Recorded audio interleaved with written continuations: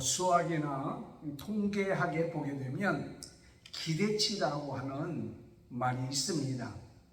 어떤 일을 하거나 어떤 일을 통해서 얻어지는 결과를 말하고 있습니다. 즉 같은 일에도 다르게 나타나게 되는 결과, 이것을 기대치라고 얘기합니다. 이것은 어떤 수학이나 통계학에서도 사용하지만 어떤 직업군이나 어떤 부분에 있어서 그들을 향한 기대치가 있을 때에 어떤 자에게는 실망하고 어떤 자에게는 박수를 쳐주는 그런 경우를 보게 됩니다. 예를 들어서 처음 교회에 나오시는 성도에 대한 기대치가 있습니다. 집사님, 권사님, 장로님, 그리고 목사님들에게도 생각하는 기대치가 있습니다. 그 기대치에 미치지 못하면 어떤 사람은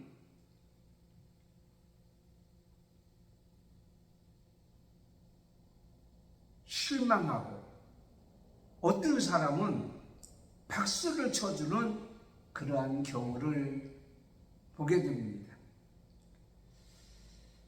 하나님을 믿는 우리 크리스찬 성도들을 향한 세상 사람들의 기대치가 있습니다. 세상 사람들이 우리를 바라보고 향하는 기대치뿐만 아니라 하나님께서 하나님 백성들을 향한 기대치가 있다라는 것을 보게 됩니다. 그래서 저는 오늘 본문 말씀 요나서 2장 1절에서 10절까지 있는 말씀을 통해서 수울의 뱃속에서도 성도는 이라고 하는 말씀을 가지고 은혜를 나누려고 합니다. 요나서는 북이스라엘 여로보암 2세 때에 활동했던 요나, 그 요나가 하나님의 명령과 하나님의 말씀을 듣고, 그러니까 부르심을 받고 소명을 받고 그가 행했던 일 가운데에서 있었던 그런 말씀입니다. 당시 북이스라엘은 가장 번성한 시기였습니다. 그런데 한편으로는 사회적 공의가 실천되지 않냐고 불의가 행하게 되었고 영적으로 타락이 깊숙이 자리 잡고 있었습니다. 그때 주변국에 있었던 아수르라는 나라, 아수리아라고 하는 나라, 이런 나라가 있었는데 그 나라는 아주 잔인했습니다. 아주 폭력적이었습니다. 악명이 높았습니다. 심지어는 전쟁에서 포로로 잡혀온 사람들의 그 겉 피부를 벗겨서 죽이는, 그리고 혀를 뽑아서 죽이는, 그리고 가장 악명이 높은 왕의 비문을 세워서 자랑거리로 삼고 있었던 나라입니다. 그런데 하나님께서 그 요나를 통해서 그 아수르라고 하는 나라의 수도, 그것도 중심 니느웨라는 성에 가서 하나님의 심판을 선포하라고 얘기합니다. 회개하지 않으면 망하리라. 그 얘기를 듣는 순간에 요나는 어떤 생각을 가졌겠냐고요. 아니, 악명 높은 저 나라는 망해야 당연하고, 망하는 것이 그것이 자기들에게는 좋고, 그래서 요나는 그 부르신 소명을 거절합니다. 요나가 있던 욥바에서 니느웨까지는 885km입니다. 상당히 멀죠. 그런데 요나가 그것을 피하여 도망가려고 했던 그 다시스라고 하는 그곳은 2500km가 되는 거예요. 그러니까는 니느웨보다 더 먼 곳으로 도망가기 위해서 그런 배를 탔다라고 말씀하고 있습니다. 그런데 순적하게 이 배가 잘 가야 되는데 가다가 풍랑을 만나게 돼요. 그 풍랑을 만남으로 말미암아서 그가 수월의 뱃속까지 들어가는 그러한 상황에 처하게 됩니다.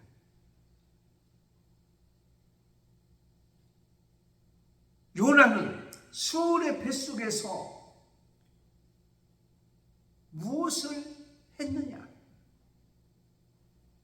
오늘 우리는 수월의 뱃속 같은 이 세상에서 조금 이따 말씀드리겠지만 성도는 하나님이 우리를 향한 기대치가 있는 거예요. 힘들고 어렵고 고난과 고통과 그리고 여러 가지 질병으로 인해서 어려움을 당하는 그러한 상황 속에서도 세상 사람들이 우리의 하나님을 바라보고 하나님을 믿는 사람들을 바라보는 기대치가 있다고 하는 거예요. 그것이 뭐냐? 첫째는 하나님의 주권을 믿고 기도하는 거예요. 하나님의 주권을 믿고 기도하는 거예요. 그 배에 탔던 사람들은 요나만 탄 것이 아니죠. 다시스에 가서 장사를 하려고 많은 물건을 싣고 가는 사람도 있을 것이며 여러 가지 목적을 가지고 그의 배에 탄 사람이 있었을 겁니다. 근데 풍랑으로 인해서 어려움을 겪게 되자 거기에 사공이나 많은 사람들이 심상치 않다고 생각하고 자기들이 믿는 신을 향하여 막 기도하기 시작하는 거예요. 여기에서는 막 이런 기도, 저기는 저런 기도, 난장판이 된 거죠. 여러분, 그때 당시에는 우리나라에도 그랬지만 장소에 따라서 신이 있다고 믿은 거예요. 우리나라도 마찬가지잖아요. 산에는 산신령, 장독대는 장독신, 부엌에는 부엌신, 뭐 나무에는 무슨 신. 근데 바다에 갔는데 자기들이 믿는 신을 향하여 기도했으나 풍랑이 멈추지는 않는 거예요. 근데 사실은 바다에는 거기는 경계선이 있기 때문에 어떤 신이 그 바다에 있는지를 알지 못하는 거예요. 그러니까는 과연 왜 우리의 신들이 응답하는가 했더니 배 밑창에서 요나가 잠드는 거예요. 그래서 요나를 깨웁니다. 요나야, 너는 네가 믿는 하나님을 향하여 왜 기도하지 않느냐? 지금으로 말하면 세상 사람들로 인해서 책망받게 되는 거예요. 이런 시기에 왜 하나님 믿는 사람이 기도하지 않습니까? 왜 하나님을 향하여 부르짖지 않습니까? 죽음의 잠, 영적인 잠을 잤던 요나 1장 6절에 이런 말씀이 있잖아요. 자는 자여 어쩌면요 일어나서 내 하나님께 구하라. 얼마나 부끄러운 일입니까? 지금 세상 사람들이 우리 하나님을 믿는 백성들을 향해서 왜 성도들이 기도하지 않습니까? 왜 성도들이 하나님을 향하여 부르짖지 않습니까? 라고 하는 얘기를 지금 듣는다면 얼마나 망신스러운 일이냐고요. 그때 요나는 이 모든 것은 나의 연고라, 나를 향하여 들어서 바다에 던지라. 그러나 사람들은요 던지지 않고 더 기도했어요. 애를 썼어요. 하나님 믿는 사람을 바다에 던진다는 것은 자기들에게 올 심판을 두려워서인지는 모르겠지만 그때 요나는 나를 들어서 바다에 던지라. 그래서 바다에 던진 거요.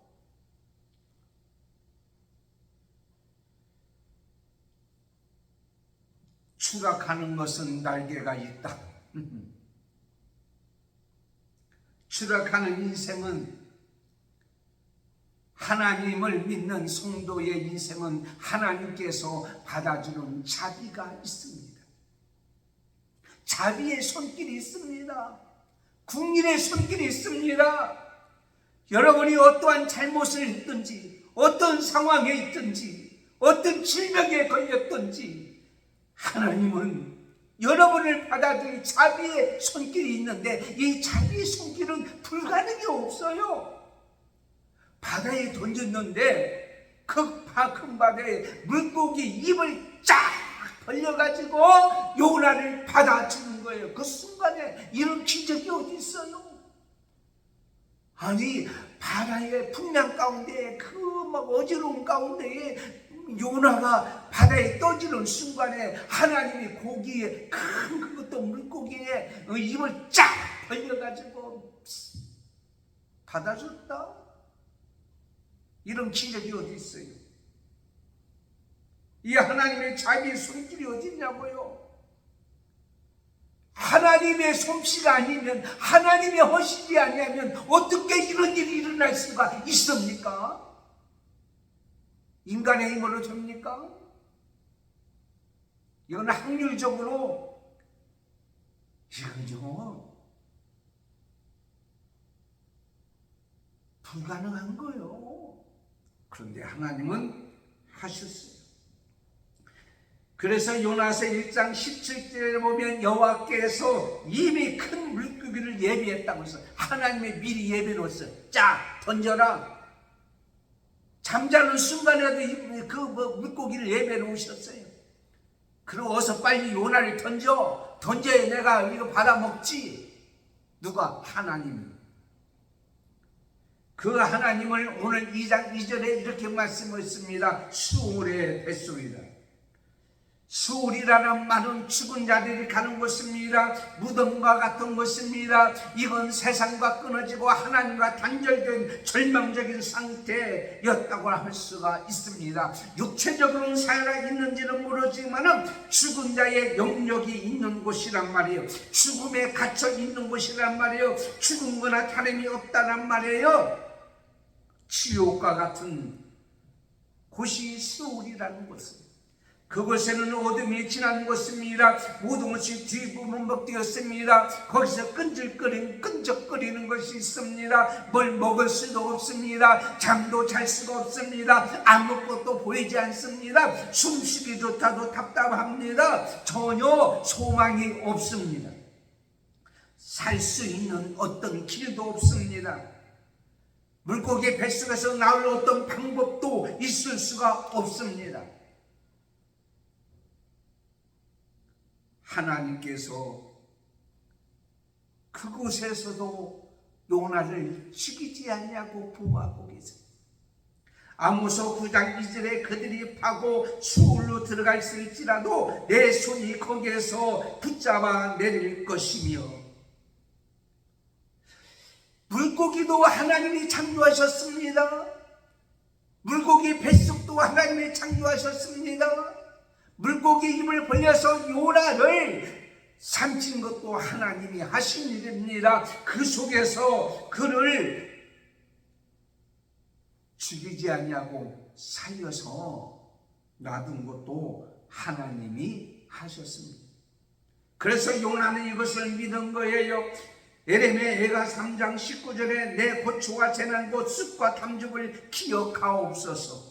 내 마음이 그것을 기억하고 내가 낙심이 되오나 이것을 내가 내 마음에 담아 주옵나오니 그것이 오히려 나의 소망이 되었사오면 여호와의 인자와 긍휼이 무궁하심으로 우리가 진멸되지 아니하십니다. 아주 낙심하고 절망할 수밖에 없는 상황 속에서도 하나님의 손길이 있기 있기 때문에, 하나님의 죽어나고 있기 때문에 죽지 않냐고 소망이 있다. 그래서 1절 말씀에 이렇게 말씀하고 있습니다. 요나가 물고기 뱃속에서 그 하나님 여호와께 뭐 했다고요? 기도했다고 그랬어. 뱃속에서, 수울의 뱃속에서 기도했습니다. 2절 말씀에 이르되 내가 받는 고난으로 말미암아 여호와께 불려 아리옵사다오니, 수울의 뱃속에서로 인하여 기도의 자극제가 되고 촉진제가 된 거예요. 창세기 28장 16절에 보면 야곱이 형 에서를 피하여 도망가다가 돌을 베고 자는데 사닥다리 역사를 통하여 하나님을 만나게 되지요. 그때에 그가 고백한 내용이 있습니다. 하나님이 여기 계시거니. 여러분의 몸이 아파서 고통 가운데 있습니까? 죽음을 앞에 두고 있습니까? 앞이 캄캄하여 전혀 보이지 않습니까? 구덩이에 빠져서 살아날 소망이 없습니까? 아무것도 할 수 없는 상황에 있을지라도 하나님은 거기 계셔서 그것을 붙잡고 그것을 운행하시고 주관하시고 계시다는 사실을 믿는 자는 그것을 주관하신 하나님 앞에 뭐 하겠어요? 도와주세요. 기도하죠. 도와주세요. 기도하죠. 두 번째는 하나님의 언약을 믿고 기도합니다. 하나님의 말씀을 믿고 기도합니다. 하나님의 맹세와 약속을 믿고 기도합니다. 3절 말씀에 주의 파도와 큰 물결이, 6절 말씀에 내가 산의 뿌리까지 내려가 싸우며 땅이 그 빗장으로 나를 오래 들어 막아 싸우나, 10편 42편 7절에 하나님 말씀합니다. 주의 폭풍 소리에 깊은 바다가 서로 부르며 주의 모든 파도와 물결이 나를 휩쓸었나이다. 요나는 고기 뱃속에서 하나님의 말씀을 생각했습니다. 하나님의 말씀으로 그는 기도합니다. 하나님 말씀의 언어로 기도합니다. 하나님 말씀은 살아있고 운동력이 있습니다. 말씀을 붙잡고 있으면 사는 거예요. 우리가 기도할 때요, 세상의 물질을 붙잡고 기도하는 게 아니에요. 세상 권세를 이름으로 기도하는 것이 아니에요. 하나님 말씀에 근거하고 하나님 말씀을 의지하여 내가 그물을 내린나이다. 하나님 말씀을 믿고 의지하고 기도하는 거예요. 약속을 놓고 기도하는 거예요. 여러분, 우리는 하나님의 뜻을 이제는 믿어야 됩니다. 그리고 하나님 말씀이 생각나야 되는 거예요. 하나님 말씀대로 행해야 되는 거예요. 그러면 역사가 나타나는 거죠. 뿐만 아니라 요나는 고난의 상황 속에서 예루살렘 성전을 향하여 기도했습니다. 내가 성전을 바라보겠나이다.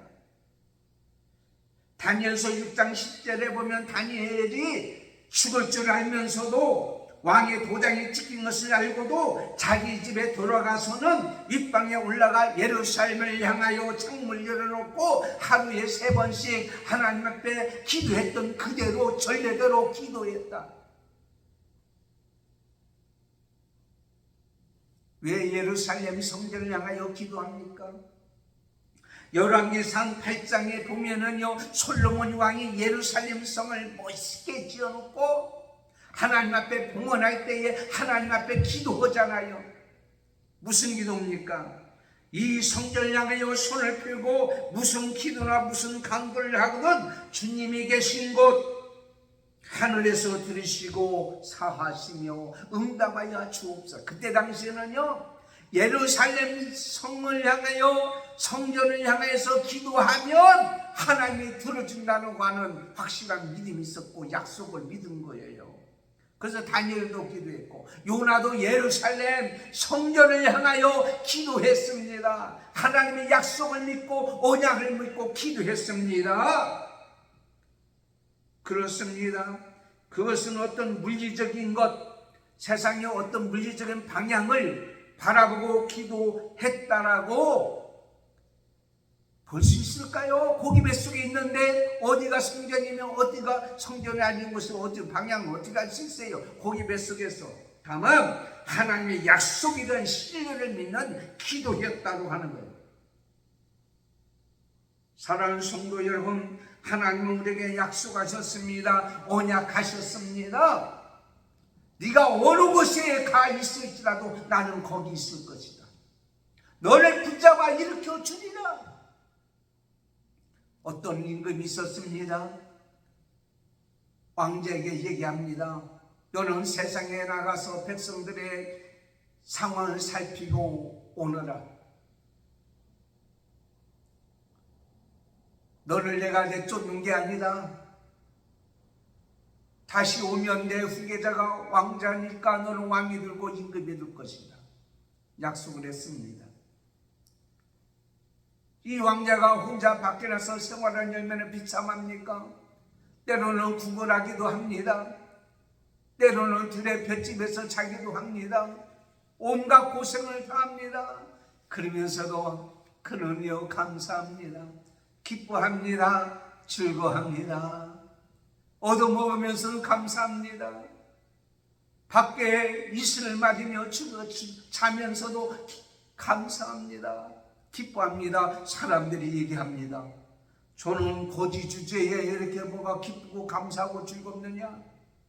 사람들은 모릅니다. 궁궐 안에 살아보지 않는 사람은 모릅니다. 궁궐 안에 살아본 사람만이, 그리고 궁궐 안에 들어간다고 하는, 그리고 약속을 받은 사람만이 기쁘고 즐겁고 감사하며 살 수가 있지 않는가. 여러분, 하나님의 약속 밖에 있습니까? 하나님의 약속 안에 있습니까? 하나님의 약속 안에 있는 사람은 확실히 하나님 약속을 믿고 기도합니다. 부르짖습니다. 세 번째는요, 하나님의 응답을 믿고 기도합니다. 성도는 하나님께서는 분명히 응답해 주시라고 믿는 거예요. 오늘 말씀에 주께서 내 음성을 들으셨나이다. 2절 말씀에 건지셨나이다. 주의 성전에 비쳤나이다.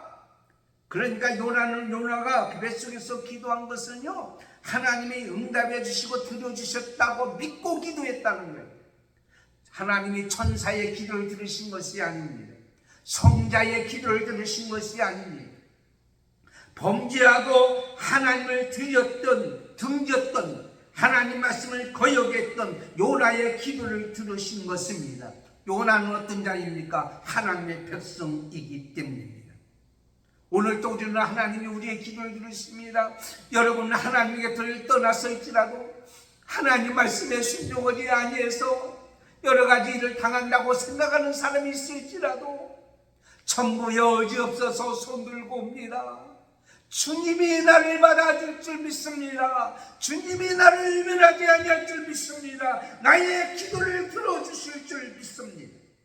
마태복음 7장 9절에 보면 너희 중에 누가 아들이 떡을 달면 물을 주며 생선을 달라 하면 뱀을 줄 사람이 있느냐? 너희가 악한 자라도 좋은 것으로 자식에게 줄 줄 알거든 하늘에 계신 내 아버지께서 구하는 자에게 좋은 것으로 주시지 않겠느냐? 물론 하나님의 성령을 하나님께서 우리에게 주신 줄 믿습니다. 구하라 주실 것이요 찾으라 찾을 것이라 문을 두드리라 그러면 열릴 것입니다. 하나님께서 우리에게 말씀하셨습니다.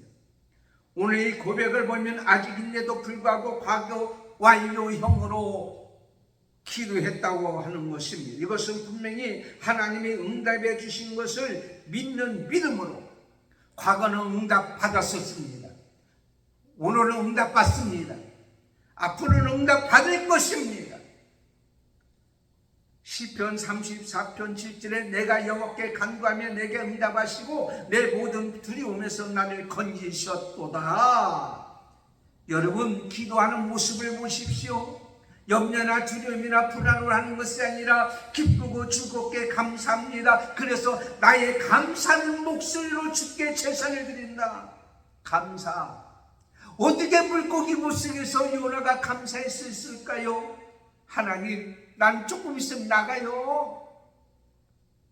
빌보서 4장 6절에 아무것도 염려하지 말고 다만 모든 일에 기도와 간구로 너희 구할 것을 감사함으로 하나님께 아뢰라. 여러분, 제가 전도하지 않습니까? 이제 세상을 떠나 곧 죽음을 맞이할 사람들을 향해서 전도합니다. 그러니까 연세가 많은 분들을 향해서 전도합니다. 어떤 분은 얘기합니다. 내가 지금까지 지은 죄가 많은데 이제 와서 무슨 염치로, 내가 지금까지 절에 다녔는데 내가 무슨 염치로, 내가 지금까지 여호와 증인을 만났는데, 지난주에 여호와 증인을 만났어요. 여호와 증인을 믿었는데 이제 와서, 여러분,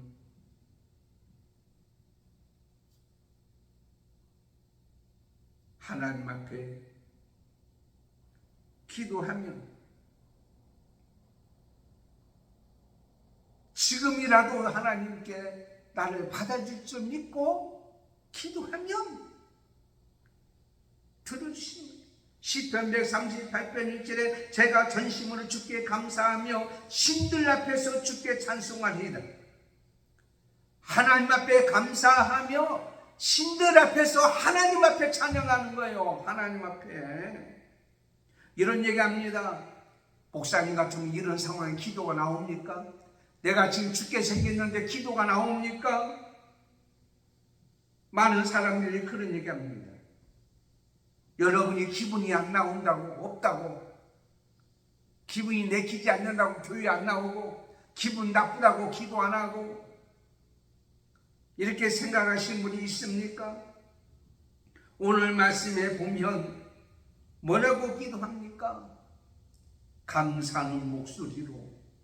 아니, 수울의 뱃속, 죽음과 같은 자리, 절망의 자리, 소망이 없는 자리에 3일 동안 먹지도 마시지도 못한 자리에서 어떻게 감사가 나왔냐고. 그거 생각하면 여러분의 상황은 감사를 해도 몇백 번 할 수가 있는 거죠. 다윗을 보세요. 시편 34편에 보면 다윗이 아비멜렉 앞에서 미친 짓 하다가 쫓겨나서 지은 시라고 말씀하고 있습니다. 그러는 자기 목숨을 구하기 위해서 침을 질질 흘리며 미친 짓 했습니다. 얼마나 부끄럽습니까? 하나님 어찌하여 나를 이 꼴로 만드십니까? 코로나 시기부터 지금까지 목사인 제가 목회하는데 때로는요 한숨이 나오고요, 때로는요 마음이 슬프고요, 때로는 괴롭고요.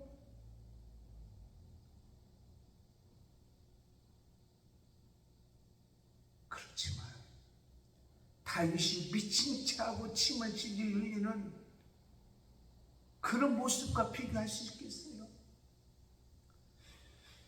요나가 고기 뱃속에서 3일 동안 있는 모습과 비교하겠느냐고요. 그래서 나는 이렇게 내가 여호와를 항상 송축하며 그를 송축함이 내 입에 계속 가리로다. 내 삶이 어둠이 밀려온다고 할지라도, 환란의 바람이 불어온다고 할지라도, 고통이 찾아온다고 할지라도, 죽음 직전에 있다고 할지라도, 몸이 아파서 고통 가운데 있을지라도, 그래도 나는 하나님을 찬양하고 경배하고 주님을 송축하는 일을 멈추지 않겠노라. 시편 34편 4절에 내가 여호와께 구하매 내게 응답하시고 내 모든 두려움에서 나를 건지셨도다. 저와 여러분을 건져주실 줄을 믿습니다. 저는 저 혼자가 아닙니다.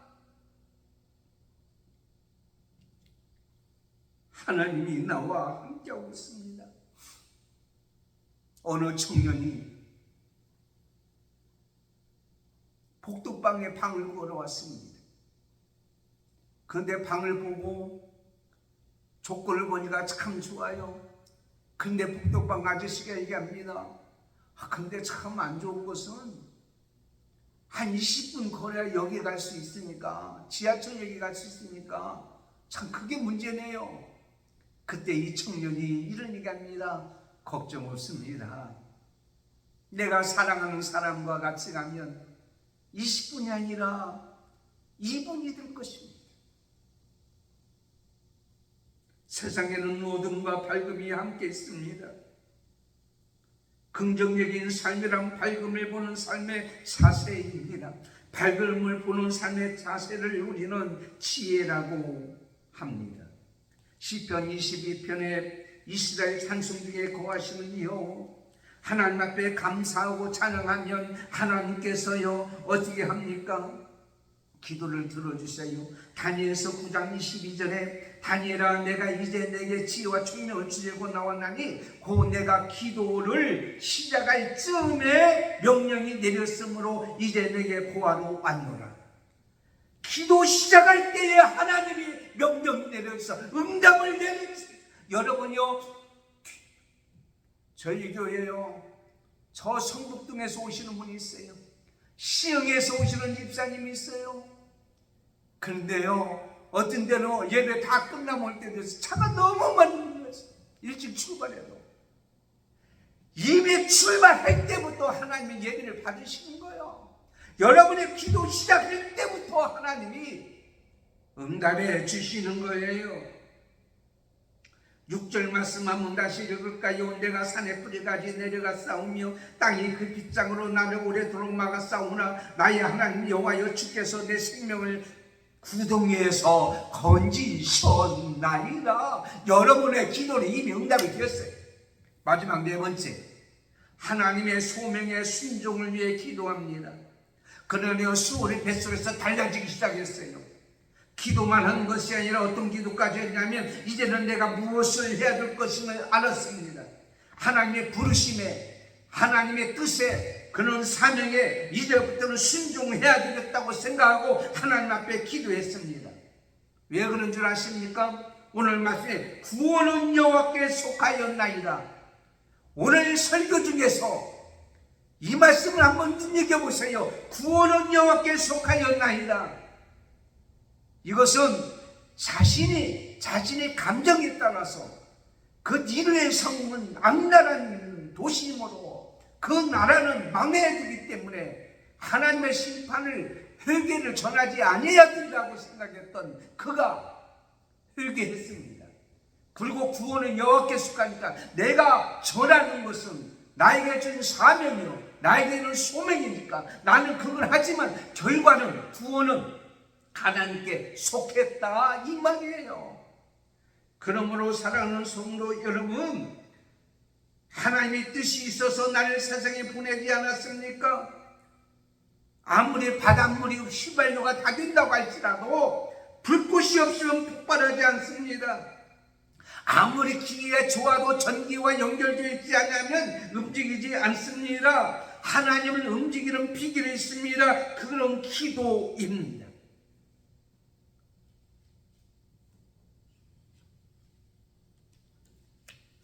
하나님 앞에서 우리에게 주신 사명, 그것을 따라서 순종하기 위하여, 감당하기 위해서 기도하는 거예요. 저는 추우나 더우나, 추우면 따끈따끈한 차를 가지고, 더우면 냉차를 가지고 공원에 나가서 전도합니다. 이제는 백석동 어린이공원이요, 천국의 공원이 됐어요. 가면 벤치에 앉았던 분들이 내가 가면 할렐루야 그럽니다. 그래도 또 나갑니다. 나가면은요 아픈 사람이 있고요, 나가면요 또 처음 보는 사람이 또 있어요. 왜 나갑니까? 구원은 여호와께 속했기 때문에 저는 전하는 거예요. 지금 여호와 증인 한 분을 며칠 계속 한 서너 번 만납니다. 계속 만날 겁니다. 하나님의 뜻이 있습니다.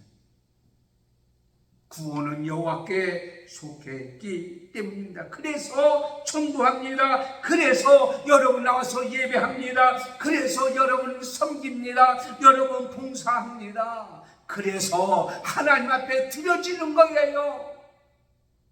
바치는 거예요. 마태복음 12장 39절에 예수께서 대답해 이르시되 악하고 음란한 세대가 표적을 구하나 선지자 요나의 표적밖에는 보일 표적이 없다. 우리가 하면 하나님이 움직이십니다. 우리가 나가면 하나님이 만나게 해주시는 거예요. 10절 말씀에 여호와께서 그 물고기에게 말씀하시면 요나가 요나를 육지에 토했다고 그랬습니다. 그 물고기에 하나님께서 말씀하셨어요. 여러분이 순종하면 하나님이 일을 행해 주시는 거예요. 나오게 해 주시는 거예요. 몸이 아픈 그 병에게 말씀하십니다. 내가 치료하는 광수를 바라느니 이 병이 치료될지어다. 문제가 있는 곳에 하나님 말씀합니다. 이 문제야 예수의 이름으로 명을 떠날지어다. 이 귀신이 떠날지어다. 이 마귀가 떠날지어다. 하나님이 말씀하신 말씀을 믿고 순종하게 되면 하나님이 역사합니다. 죄송합니다. 그저께 금요일날 제가 이제 단톡방이 있어요. 많은데 한 300, 200 몇 명인 단톡방에 막 세상 사람들한테 회개하라고 뭐하라고 하는 그런 영상을 띄워 올랐어요. 그래서 제가 그런 얘기 잘 안 하는데 목사가 회개해야 됩니다. 교회가 회개해야 됩니다. 성도가 회개해야 됩니다.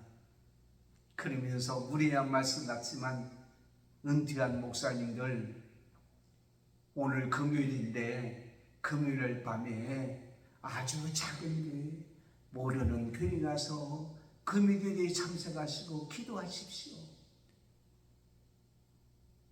내가 먼저 기도해야 됩니다. 우리가 먼저 기도해야 됩니다. 그랬더니 반응이 좋더라고요. 사랑하는 성도 여러분, 세상을 향하여 회개라고 하지 마십시오. 내가 먼저 회개해야 됩니다. 내가 먼저 하나님 말씀에 순종해야 됩니다. 하나님의 소명에 순종해야 됩니다. 내가 먼저 사명을 감당해야 됩니다. 교회가 먼저 해야 됩니다. 교회가 회개하지 않는데 세상이 무슨 회개하냐고요. 요나가 회개하고 니느웨의 성으로 나가서 복음을 전파할 때에 니느웨의 성이 뒤집어지는 역사가 일어났어요. 회개 역사가 일어났어요. 사랑하는 역사가 일어났어요. 기도하겠습니다. 하나님 감사합니다. 오늘 말씀을 통해서 우리가 수월의 뱃속에 있을지라도 하나님의 주권을 믿고 기도하기를 원합니다. 하나님이 분명히 응답해 주시라고 믿고 기도합니다. 하나님 약속을 말씀을 붙잡고 기도합니다. 나에게 소명에 순종하리라고 믿고 기도합니다. 그럴 때에 수월의 뱃속에서 해방되었고 구원은 여호와께 속하였다고 하신 말씀대로 역사가 나타난 것 같이 오늘 또 우리들의 가정과 우리의 삶과 모든 여정에 이러한 역사가 있기를 예수님의 이름으로 기도드리옵나이다. 아멘. 다른 것은 주보를 참고해 주시고요. 이번 주 목요일날 28일날 신천지와의 용도 변경 직권 취소 행정소송이 있습니다. 분명히 승소할 줄 믿고 기도해 주시기를 바랍니다. 한 주간도 승리하시는 여러분이 되기를 바랍니다. 기도하겠습니다. 지금은 우리 주 예수 그리스도의 은혜와 하나님 아버지의 사랑하심과 성령님의 감동 감화 교통 인도 충만하심이 오늘 말씀같이 수월의 뱃속 절망적인 상태 습과 탐집과 같은 고통 가운데 있을지라도 요나같이 기도하기를 원하고 거기에서 응답되어 해방되고 큰 역사를 이루는 우리 모든 성도들 머리에 자녀들과 자손들과 그리고 한마음교회와 광약교회와 모든 성도들 머리 위에 지금부터 영원토록 함께 있을지어다. 아멘.